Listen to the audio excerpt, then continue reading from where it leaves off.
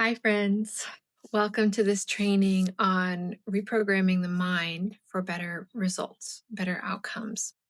So, how is this even possible? How is it that we can reprogram the mind and actually change outcomes and results and circumstances? The first place to look for this is in understanding confirmation bias, that we will see what we expect to see, that we will find what we look for, and we look for what we think is there.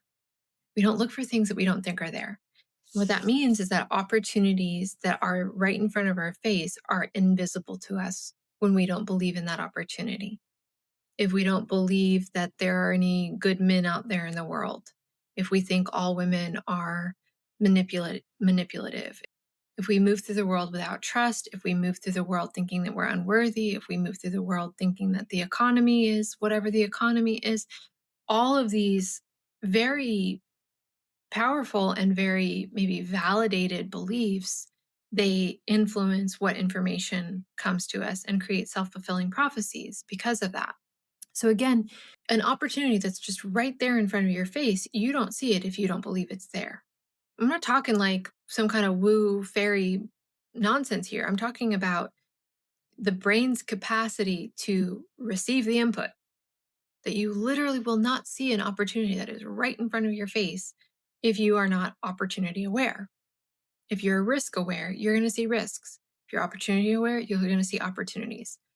And the way that this snowballs is that we act in accordance to our beliefs, which makes our beliefs self-fulfilling prophecies. That because our behavior supports what it is we think is there, it's like if you're walking in the woods and you believe that on either side of you is lava and you just walk on this one path, you're going to have no evidence that that path isn't the only path you can walk down.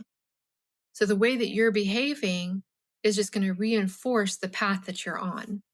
But when you act on an opportunity that is now visible to you because now you see something as possible that wasn't possible before, now not only are you acting on that opportunity, you're changing the trajectory of what's possible now. So new opportunities that wouldn't have been available, that weren't right in front of you, are now available.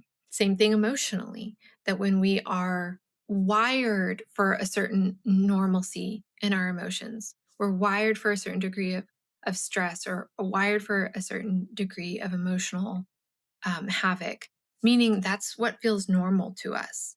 That is our standard. And even if we don't like our standard is our standard. And we naturally behave in ways that will elicit that continuing. So we are creatures of habit to such a degree that our basic existence is basically a habit. If y'all want to nerd out on this, you can get a theory of everything. It's another course that talks about consciousness and the fact that we're basically a consciousness habit. But for the purpose of this course, it's just helpful to understand and really get that our emotional state is a habit, that it's something that's practiced, that we practice happiness, we practice stress, we practice grief, we practice fear, we practice confidence, we practice whatever emotional state. And then, regardless of what it is that we are perceiving from a belief perspective, the way that we interpret it will be governed by our emotional state. So even if we are getting the raise, if we are wired for disappointment, we got the raise, but what we see is the more work. What we see is it didn't make actually a difference in our financial state because we got more expenses, and you'll always be calibrating your life and how you're interpreting your life, but also how you're actually expressing your outcomes to keep your emotional state in your version of normal. You're addicted to your own emotional state. So you'll do whatever you need to do to maintain that. So there's a few different layers that we're going to be working with here. The most important thing to understand is that when we're shifting our beliefs and our emotional states, a lot of times it feels like bullshit. A lot of times, until you really get this material, it feels like bullshit. At some point in this process, as you've gone through this enough times, you'll start to realize that yes, It is bullshit. But so are the beliefs and the emotional states that were making you miserable and keeping you stuck. It's all made up. That you're making it up. You are the author. And whether you are authoring something that feels good or you're authoring something that feels bad, it is all made up. But it's also your choice what it is you're making up. So, in that way, where we can find some resistance to taking on certain beliefs because we think, oh, that's not realistic, what you believe right now is not realistic. You may have a lot of infrastructure and like logic trains. You might have built it through logic, but you could build something optimistic through logic. You could build something positive through logic. Just because this is the one that's normal to you, this is the one that you've been seeing and gathering evidence for, doesn't make it more real than an optimistic view. So everything that I'm saying here, you might be like, yeah, obviously. And a lot of the existential beliefs that we may be playing with in terms of believing in a benevolent universe or a God or forces of good in the universe or believing in your own creative power, you might believe it very firmly theoretically, but then notice how do you believe it enough to act on it? When something goes wrong in your life, do you believe it enough to change your emotional and mental state as a disciplined practice? Or do you revert to, well, there are some things that are just out of our hands. Well, that's just the way the economy is, or that's just the way, that's just how men are, that's just how women are. This is what we're looking at here when we're looking at reprogramming ourselves. What we have to look at is where have we dug our heels in to our beliefs to where we may justify them as logical, but really they're not logical at all. One of the things we're not going to be dealing with here is we're not going to be dealing with trauma. So we're not going to be dealing with if there is a real emotional grip to you believing what you believe for some deep survival reason. There's other programs for that. That's not what we're doing today. The levels that we're going to be playing with is one, we want to be looking at, like I said, belief systems. It's like, what do I say I believe about this? What am I choosing to believe about this? What do I decide to believe about this? We're going to be looking at emotional states. What am I practicing feeling? What am I ready to feel? We're going to be looking at perception. How am I interpreting what I see? And to a lesser degree, there's other programs that we spend more time on this. We're going to be looking at the most foundational infrastructure that we have for doing this kind of work. Because there's something that's like micro macro about this, where, for example, let's say that you're wanting to create positive outcomes financially for yourself. And so you're looking at that specifically, but you've got way less in your account and way more expenses. And you've got some heat on this, meaning it's high stakes for you. You care about this a lot right now. And you have a lot of evidence of it not going well. And maybe you've tried it in the past and it didn't work. So you've got this kind of meta constraint or difficulty around shifting your perception. It's not just a matter of retraining the mind. You've got emotional weight and risk involved. So, what counterbalances that is if you have more existential beliefs, more existentially based emotions, more existentially based perceptions. So, it's like maybe it's hard to believe that you can just believe your way into new opportunities financially and then feel abundant and then perceive your situation into something new and now you have more wealth. Maybe that's hard for you to like, that sounds like a little bit fake. But on a more existential level, you do believe that you can shift what experiences you notice by changing your expectations. That you can get behind. You get behind it theoretically, but where it really matters, you can't get behind it. So you got to practice where you can get behind it and then test it in areas that matter a little less, but are a little edgier. So you build up a little bit of muscle, a little bit of strength. So you're not just throwing yourself into and relying on this shift of perception to change something that's really important in your life. Because what often happens then is that we build up a lot of expectation that is in opposition with itself. We both expect it to work and we expect it to not work. And we need it to work and we're scared that it won't. And we want it a lot, but we feel more aware of what we don't have. and it creates this very strong divide internally. And then we get very mixed results. We get burst forwards and then collapse back, and then burst and collapse back. You see this a lot in romantic relationships where people will feel like, yes, I am worthy. And then somebody will come in and they're like, I don't like the way they treat me. And this is just a reflection of how it always goes. And then they're like, no, but the love. And that's because you've got a lot of hormones that are kind of forcing shifts. But really, belief will always win. What you expect to happen will always win. There's very little that can provide grace that will catapult you out of your own beliefs. So all of this to say that we're going to be working primarily with these three mechanisms: the what do you believe to be true, what are you practicing, and then how are you perceiving. But I recommend that you play with it at different levels. You play with it in the most general level. What do you believe about life? What feels true or seems true about the psyche? What are you willing to experiment or try on?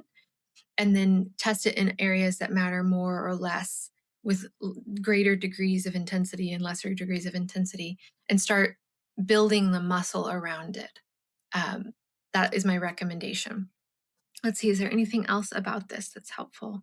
Yeah. Okay. So I mentioned that it's all bullshit, and this is helpful to consider in your approach. That a degree of humor and lightheartedness and playfulness will go a long ways. That sometimes you can't fully get behind something, but that doesn't mean that you should throw it aside. And just because, let's say that we're playing with this belief that, like, I'm worthy of love, or I'm capable of that job, or I'm like something that is aspirational and positive about yourself. But what comes up for you emotionally is a lot of self-doubt, a lot of self-hatred, a lot of like heavy, dark, heavy emotions. There's two ways you can approach that. One is not this course. One is addressing those heavier emotions, doing trauma work, doing some repatterning around those thought patterns. That's not what we're going to do here. What we're going to do instead is we're going to see if we can lightly introduce something different. It's like, yeah, okay, I feel that way. But what if this anyways? What if, even though I hate myself, I'm all right anyways? What if I just am wrong about my own worth? What if it doesn't matter how I feel about myself and I still can receive? And start testing and playing into, how can I just get around whatever negative beliefs or heavy trauma or big fear? Can I just sidestep it? Can I just go through this little escape hatch? Can I just set that aside and say, okay, well, yeah, whatever, that doesn't matter, that's there. And then see what happens if I just lightheartedly try things on. What happens if I keep walking this way? What if it would be possible to make more money and not work more? What if it would be possible to have just as much freedom as I have, but still have like a committed, loving wife who also felt free? What if it would be possible? You start playing with things that feel like they can't coexist in that lighthearted way. That is my recommendation. Another recommendation that I have is take it on like an experiment. See what happens. Just see what happens. Not like, okay, this has to work or I'm going to die, but like, what if? With curiosity, with some adventure, with some observation. And then last thing is be generous. So being generous means and it has to do with, just like we're talking about these meta beliefs and meta emotions. Can you on a meta level, get behind the fact that your thoughts are contributing to what you're expecting to see and then contributing to what you see? If you can get behind that on a larger, higher perspective level, and then emotionally, we're looking at feeling good because of no reason, not happy about, but just, it's nice to have air in my lungs. Anything you can reach for that's an existential happiness. And then we're talking about perception. So this is a generous perception. Generous perception looks like, can you interpret your results in such a way that it reinforces and supports your practice? This is ultimate placebo effect. Y'all, this is something that's really helpful for y'all to understand. Placebo effect works. Placebo effect works. Psychosomatic illness is real. Just because it's psychosomatic doesn't mean it's not real. Doesn't mean that doesn't actually change blood count. Doesn't mean these things, when we think about, oh, it's just in your head. The fact that if it's just in your head and it can still create measurable results, even for people who don't believe that that's true. Can you see how you could use that in your favor? This is again what I'm saying when I'm saying it's all bullshit. Like, if you can believe that beliefs change your reality, they're more likely to change your reality. What? So the perception, the generous perception means that when, you get the exact whatever milk you wanted to buy is on sale, you're like, oh my God, it's working. When your horoscope tells you, it's going to be a good day, you're like, of course it is. It's working. When you feel a little bit of relief, when you're like, oh wow, I woke up this morning and I wasn't completely drowning in existential dread. It's working. Be generous with your own results. Be generous with giving yourself credit, and me credit too. Be generous with giving me credit. Because what that will do is it will support you in being more consistent and practicing more often. And when you're being generous, see if you can swirl in gratitude. So it's not just like, oh, it's working, but thank you. Somebody who loves me sat me down and made me do this, listen to these audios and these trainings. Can you give yourself some? Can you give yourself a little honey? Can you give yourself a little goods? And again, you can send them to me too. I'll take them.